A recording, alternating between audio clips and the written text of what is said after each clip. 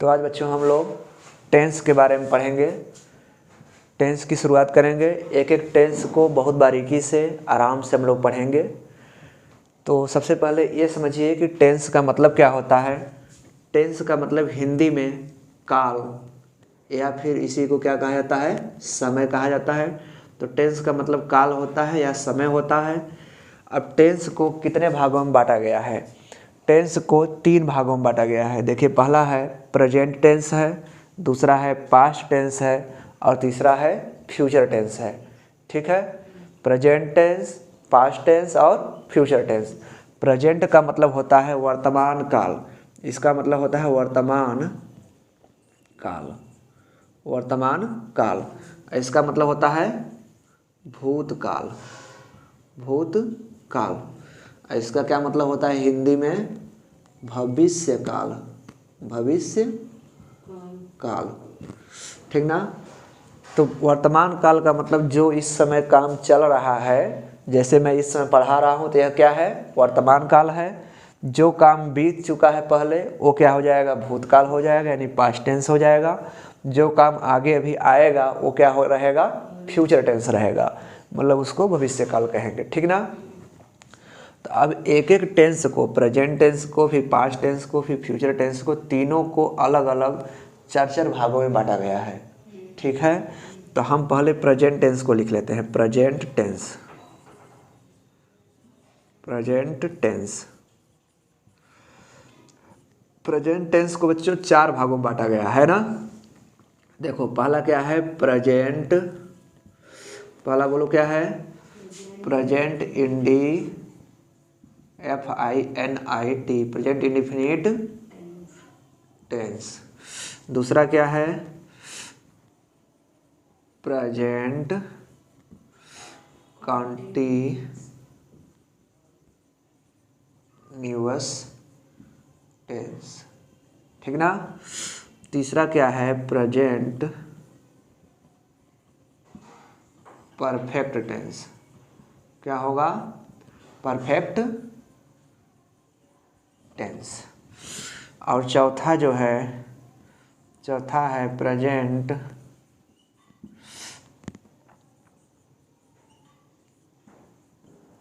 Perfect continuous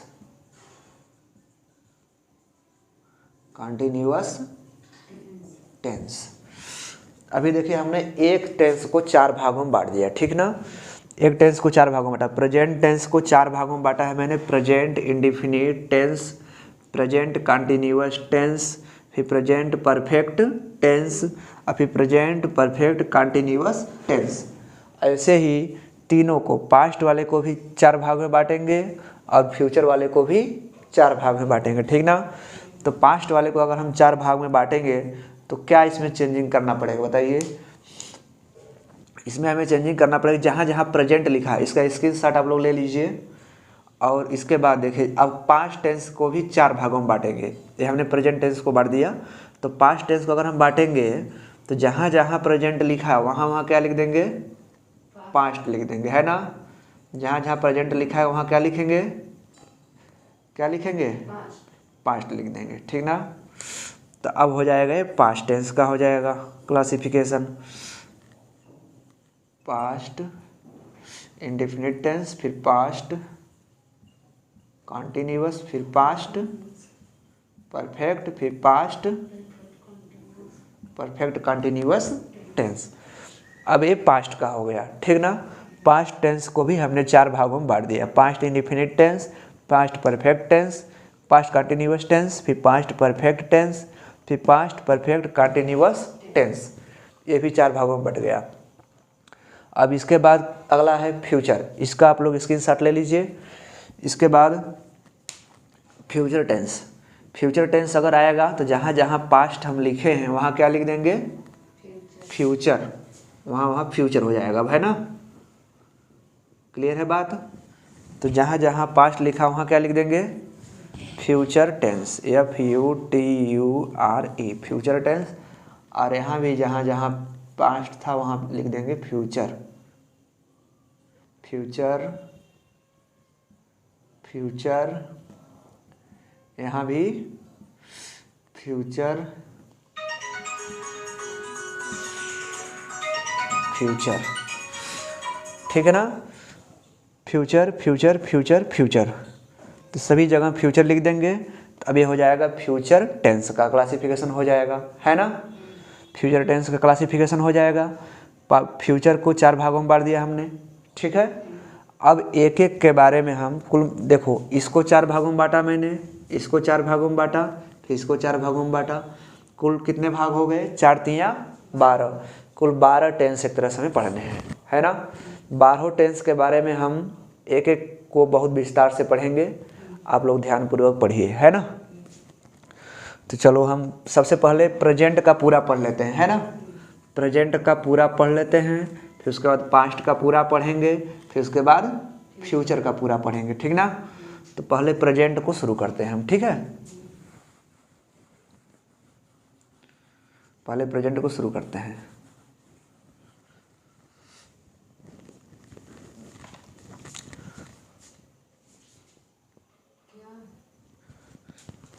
on है ना, ठीक। तो अब इसके बाद हम लोग एक एक को शुरू करेंगे बच्चों।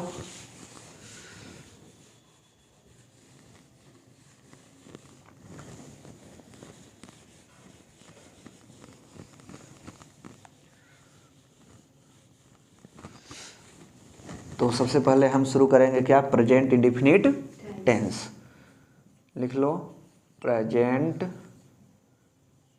INDEFINIT indefinite tense, present indefinite tense, है ना। तो सबसे पहले इसको हम शुरू करेंगे और इसकी पहचान लिखिए आप लोग। तो पहचान इसकी क्या होती है, इसकी जो पहचान होती है, पहली हेडिंग जो रहेगी इसकी पहचान, कैसे हम ये जानेंगे कि यह प्रेजेंट इंडेफिनिट टेंस है या फिर कोई और टेंस है ना। तो देखो इस टेंस के वाक्य के अंत में ता है, ती है, ते हैं, ता हूँ आदि लगा रहता है, ठीक ना। तो लिखेंगे इस टेंस के वाक्य के अंत में, इस टेंस के वाक्य के अंत में ता है, कामा, ती है, कामा, ते हैं, कामा, ता हूँ आदि लगा रहता है। क्लियर है बात ना। इस टेंस के वाक्य के अंत में क्या लगा रहेगा, ता है, ती है, ते हैं, ता हूँ आदि लगा रहेगा। तो हम ये जान जाएंगे कि कौन सा टेंस है, past indefinite tense, present indefinite tense है, ठीक है ना। तो चलिए शुरू करते हैं, आगे देखिए। अब हम क्या समझेंगे, प्रेजेंट इंडेफिनिट टेंस है ना। तो अब इसमें देखिए, अब इसको हम करेंगे, पहचान हो गई। अब दूसरा जो इसमें चीज़ रहेगा वो ये है कि रूल अब हम लिखना शुरू करेंगे। तो रूल जो 1 होगा इसका, रूल फर्स्ट रूल क्या होगा, फर्स्ट रूल ये होगा कि एक वचन कर्ता, एक वचन कर्ता, एक वचन कर्ता में क्या क्या आता है, एक वचन कर्ता में जो आता है वहाँ पे लिख दे रहा हूँ मैं, ही, सी, इट ना, और कोई सिंगल नाम हो, सिंगल नेम हो, है ना, आदि, ये सब क्या है, एक वचन कर्ता है ना। तो एक वचन कर्ता के साथ, एक वचन कर्ता के साथ क्या करेंगे, एक वचन कर्ता के साथ मुख्य क्रिया में ना, मुख्य क्रिया में यस अथवा ईएस जोड़ा जाता है ना, यस अथवा ईएस जोड़ा जाता है, यस अथवा ईएस जोड़ा जाता है। मुख्य क्रिया अगर रहेगा, मुख्य क्रिया के लास्ट में यस अथवा यस हम जोड़ देंगे। लेकिन कब जोड़ेंगे? जब एक वचन करता रहेगा तब। जैसे ही, सी, इट या कोई सिंगल नाम इस तरह से अगर है तब उसके साथ हम मुख्य क्रिया में एस अथवा यस जोड़ेंगे। अब दूसरा नियम ये है, रूल नंबर क्या, हाँ उसको बताते हैं अभी हम कि यस कब जोड़ेंगे और ई एस कब जोड़ेंगे, है ना। अब रूल नंबर 2 लिखिए आप लोग। रूल नंबर 2 ये है कि बहुवचन करता है ना। अब क्या रहेगा? बहुवचन कर्ता। बहुवचन कर्ता, बहुवचन कर्ता कौन कौन है इसको भी कोष्ठक में हम लिख लेते हैं। आई, वी, दे, कामा, यू, या फिर कोई प्लूरल नाम हो ना, प्लूरल नेम हो, मतलब 2 या 2 से अधिक कोई नाम हो। जैसे एक ही सेंटेंस में अगर 2 या 2 से अधिक नाम, जैसे रमेश और महेश एक साथ स्कूल जाते हैं, 2 नाम आ गए, तो 2 नाम हो चाहे 2 से अधिक नाम हो ना, इनको हम प्लूरल कहते हैं, प्लूरल या बहुवचन कहते हैं, ठीक ना। तो बहुवचन कर्ता अगर कोई आ रहा है तो बहुवचन कर्ता के साथ, इनके साथ क्या करेंगे? के साथ मुख्य क्रिया में, मुख्य क्रिया में, मुख्य क्रिया में यस अथवा ई एस नहीं लगाते हैं। क्या करेंगे? नहीं लगाते हैं। क्लियर हुई बात ना। अगर बहुवचन करता है इसमें से कोई भी है तो हम यस या यस नहीं लगाएंगे मुख्य क्रिया में, ठीक ना। अब ये हमें जानना है कि कहाँ पे हम यस लगाएंगे और कहाँ पे ई एस लगाएंगे, ठीक ना। तो इसके लिए हम क्या करेंगे, चलो देखते हैं। इसके लिए इसका स्क्रीनशॉट आप लोग ले लीजिए, फिर इसके बाद हम आगे बढ़ते हैं। रूल नंबर 2 हो गया है, रूल नंबर 3 अब हम करेंगे। तो इधर के ऊपर का मिटा दें।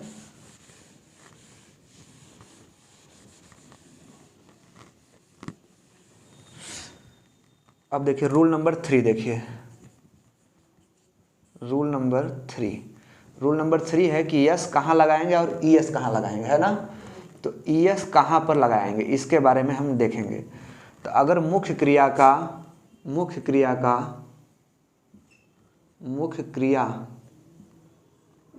का अंतिम अक्षर, अंतिम अक्षर, मुख्य क्रिया का अंतिम अक्षर कोई स्वर हो, यानी वावेल हो ना, जैसे ए, ई, आई, ओ, यू, या फिर एक्स एक्स, या फिर सी एच, है ना, या फिर टी सी एच, या फिर डबल एस आदि, है ना। अगर मुख्य क्रिया, जो मुख्य क्रिया है उसका अगर अंतिम अक्षर इनमें से अगर कोई भी आ रहा है ना, तब हम ईएस लगाएंगे, ईएस लगाएंगे। लिख लो जल्दी से, इसको लिखो। तब हम ईएस लगाएंगे और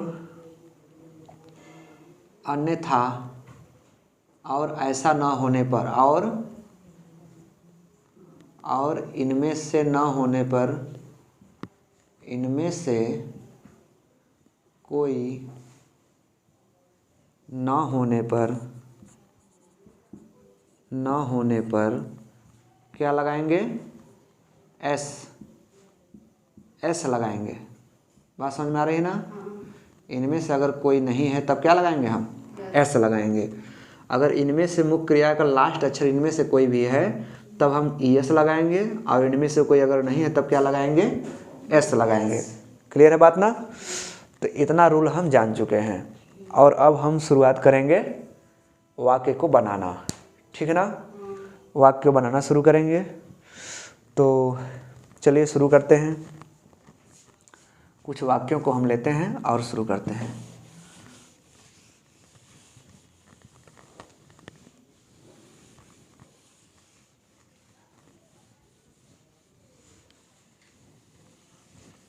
है ना। आइए कुछ वाक्य हम लेते हैं। जैसे एग्जाम्पल है, एग्जाम्पल है वह घर जाता है। ठीक है ना।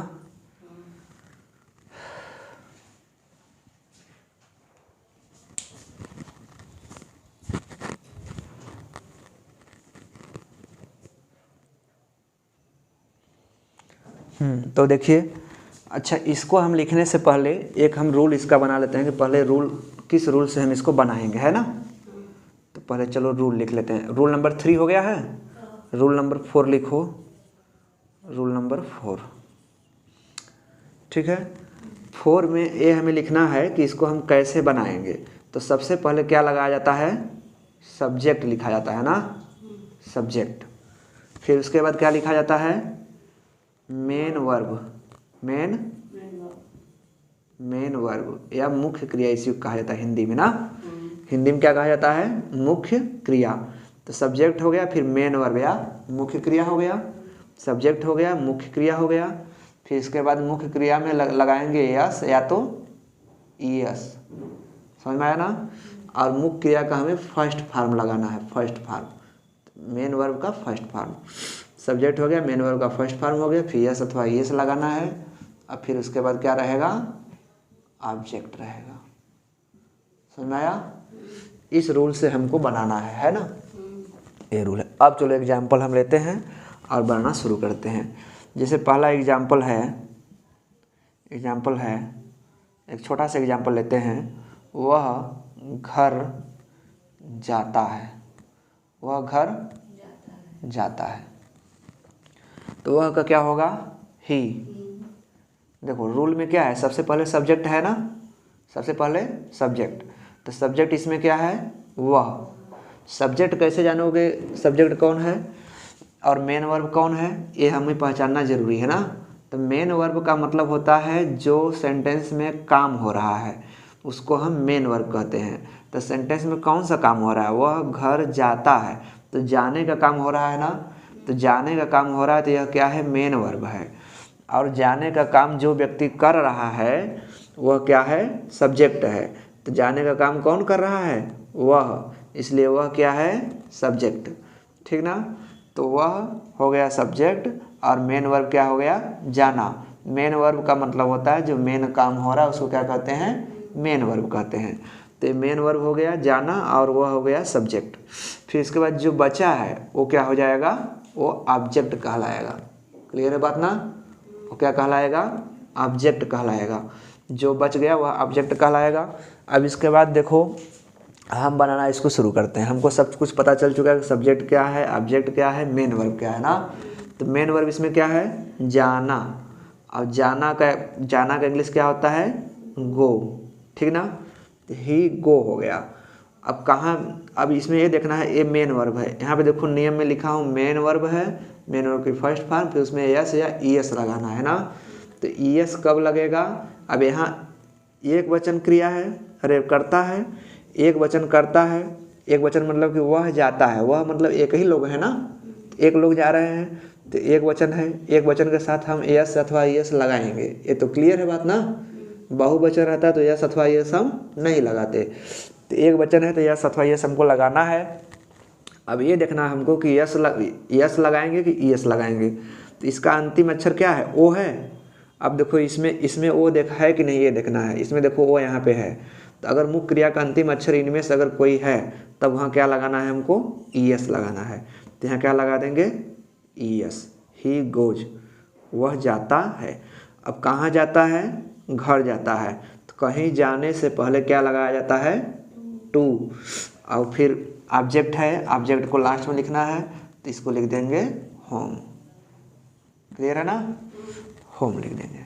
ठीक ना। अब दूसरा एग्जाम्पल लिख लेते हैं।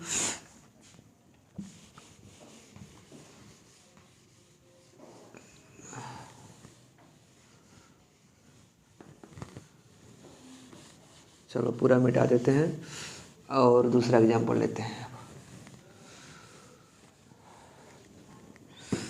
जैसे दूसरा एग्जाम्पल है, राम क्रिकेट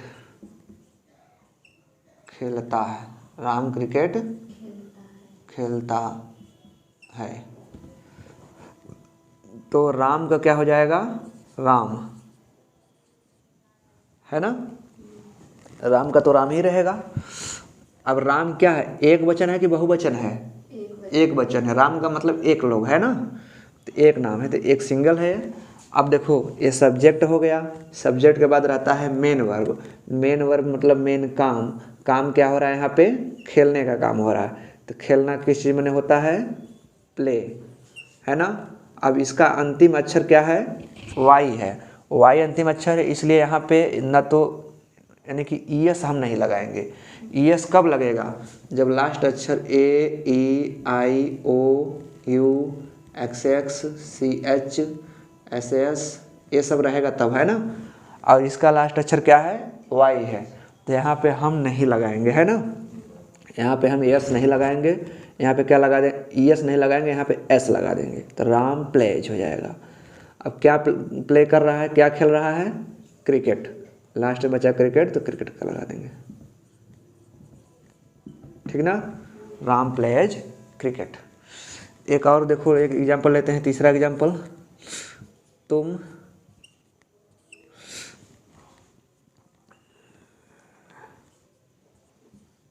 नदी में स्नान करते हो, है ना, तो स्नान करते हो, तो तुम का क्या हो जाएगा, यू। अब देखो स्नान करना, स्नान करना यहाँ पे मेन काम हो रहा है ना, तो स्नान करना क्या होता है, बाथ, BATH, बाथ मतलब स्नान करना। तो अब देखो यू है, यू मतलब बहुवचन है ना, अब बहुवचन के साथ हमको ना तो यस लगाना है ना तो ईएस लगाना है, ना तो यस लगाना है और ना तो ईएस लगाना है। तो यू बाथ, तुम स्नान करते हो गया, कहाँ पे स्नान करता है, नदी में, तो में का अंग्रेजी क्या हो जाएगा, इन हो जाएगा, और नदी का हो जाएगा रिवर, सही है ना, ठीक है। आगे देखो, अब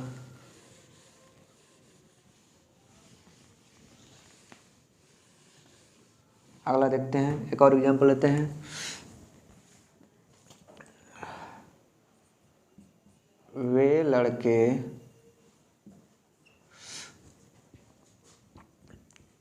एक साथ, वे लड़के एक साथ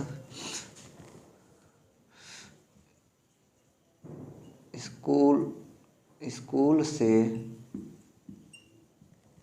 आते हैं, है ना, वे लड़के एक साथ स्कूल से आते हैं, ठीक।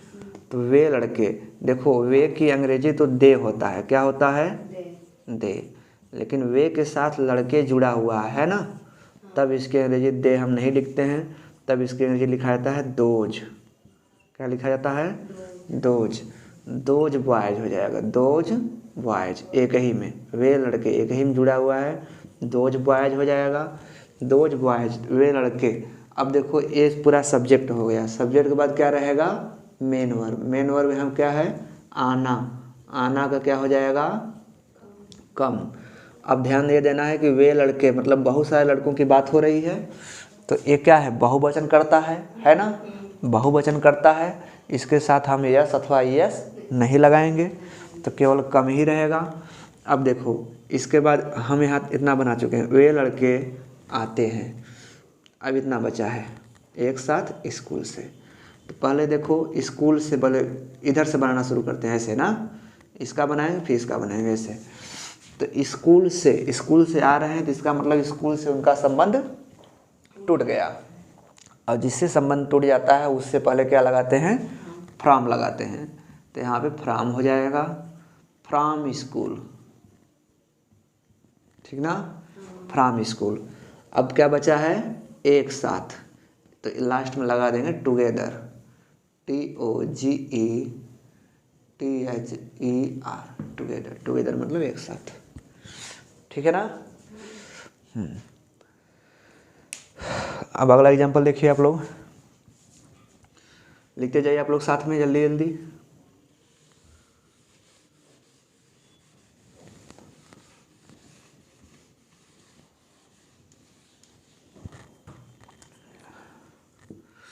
अगला देखिए,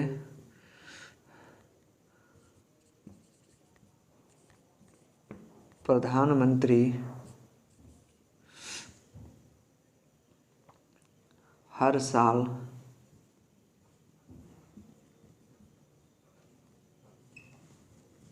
या ऐसा करिए, यहाँ पे लिख लीजिए प्रत्येक साल अमेरिका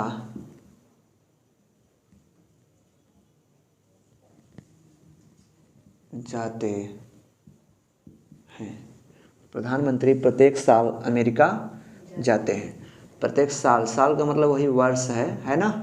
प्रत्येक वर्ष अमेरिका जाते हैं। तो प्रधानमंत्री को हम बस केवल पीएम लिख देंगे तो भी हो जाएगा, है ना। पीएम। अब देखो जाते हैं, ये हो गया हमारा सब्जेक्ट हो गया, सब्जेक्ट। अब इसमें जाना क्या है, मेन काम है, मेन वर्ब है। तो मेन वर्ब का क्या हो जाएगा, जाना। और जाना का क्या रहेगा, गो। अब ये देखना है कि ये एक वचन है कि बहुवचन है। एक वचन है, क्योंकि प्रधानमंत्री तो एक ही है, तो एक वचन है। इसमें लगाएंगे हम यस लगाएंगे कि यस लगाएंगे। इसका अंतिम अक्षर ओ है जो कि यहाँ पे मिल रहा है, इसलिए हम यहाँ पे क्या लगाएंगे, यस लगाएंगे। तो पीएम गोज। अब देखो ये बचा है प्रत्येक साल अमेरिका, तो पहले अमेरिका लिखेंगे फिर प्रत्येक साल लिखेंगे। तो अमेरिका जा रहे हैं तो उससे पहले टू लगा देंगे। अब अमेरिका की अंग्रेजी पहला अक्षर जो होगा वो बड़ा होगा, अमेरिका, ठीक ना, अमेरिका। अब इसके बाद देखो क्या बचा है, प्रत्येक साल। प्रत्येक साल का क्या हो जाएगा, एवरी ईयर, एवरी ईयर, ठीक है ना। तो ये हो गया हमारा, ये सिंपल चल रहा है। अब इसके बाद हम लोग जो पढ़ेंगे वो नेगेटिव पढ़ेंगे, जिसमें नहीं शब्द बीच में जुड़ा हुआ रहेगा, है ना। तो अब लगभग हम लोग कर चुके हैं। आप लोग एक ठो बताइए, एक सेंटेंस आप लोग बताइए।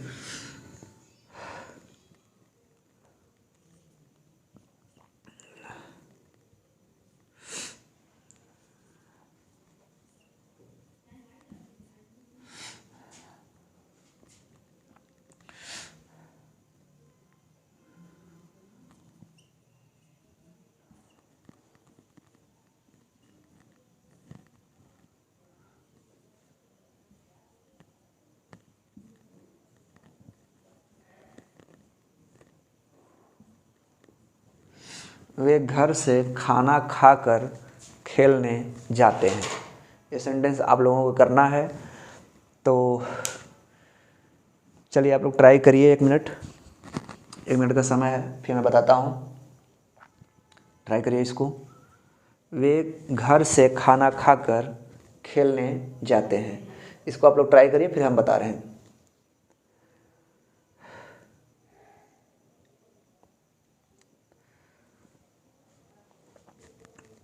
वे घर से खाना खाकर खेलने जाते हैं।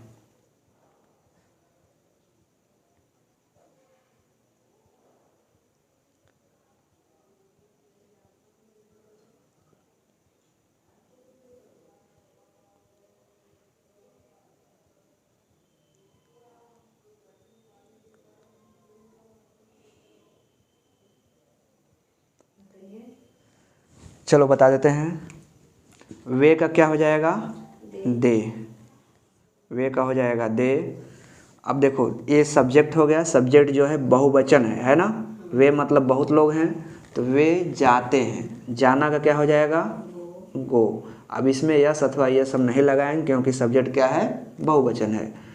तो दे गो, वे जाते हैं। अब देखो इतना हमारे पास बचा है अभी बनाने के लिए, इतना ना। तो खेलने पहले इधर बनाएंगे फिर इधर ऐसे आएंगे, है ना। तो खेलने का क्या हो जाएगा। अब देखो खेलना भी एक क्रिया है, इसमें ना ने नी लगा हुआ है। जिस क्रिया में ना ने नी लगा रहेगा उसको हम इन्फिनेटिव कहते हैं। इन्फिनेटिव करके बनाते हैं ना, इन्फिनेटिव का प्रयोग करके बनाते हैं। इन्फिनेटिव का मतलब होता है टू लगाया जाता है। तो टू और खेलना की अंग्रेजी क्या होगा, प्ले, ठीक ना। तो ये जो टू लगा है इसी को हम क्या कहते हैं, इन्फिनेटिव कहते हैं। तो जिस मुख्य क्रिया में ना, ने, नी लगा रहता है उससे पहले हम टू लगाते हैं, अर्थात इन्फिनेटिव का प्रयोग करके बनाते हैं। ठीक ना। इसके बाद देखो खाना खाकर, तो खा कर का क्या होगा, ईट मतलब खाना ना, ईट मतलब खाना है ना, खाना। लेकिन इसमें कर लगा हुआ है और जिस मुख्य क्रिया में कर लगा रहेगा, कर लगा रहेगा उसमें हम आईएनजी जोड़ देते हैं और इसको कहा जाता है जिरंड, है ना। क्या कहा जाता है, जिरंड कहा जाता है। ठीक। और ये जो मैं लगाया हूँ टू, इसको क्या कहा जाता है, इन्फिनेटिव।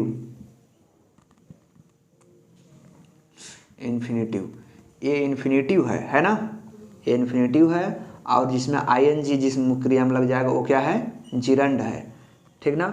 तो आईएनजी कब लगाएंगे, जब कर लगा रहेगा मुख्य क्रिया के लास्ट में, तब कर लगा हुआ है इसलिए यहाँ पे आईएनजी लगा दिया और इसको हम जिरंड कहेंगे। फिर इसके बाद क्या है, देखो खाना, और खाना के अंग्रेजी क्या होता है, फूड। फूड हो गया। अब कहाँ से क्या बचा है, अब घर से, तो घर से खाना खाकर जा रहा है यानी घर से संबंध टूट गया, तो क्या लगा देंगे, फ्रॉम लगा देंगे। कहाँ से, होम, फ्रॉम होम। ये हो जाएगा पूरा इसका सेंटेंस। अब इसके बाद हम लोग अगले वीडियो में नेगेटिव सेंटेंस पढ़ेंगे। नेगेटिव सेंटेंस का मतलब ये है कि इसमें नहीं शब्द भी आ जाएगा, तो उसके लिए हम लोग अगले वीडियो में पढ़ेंगे।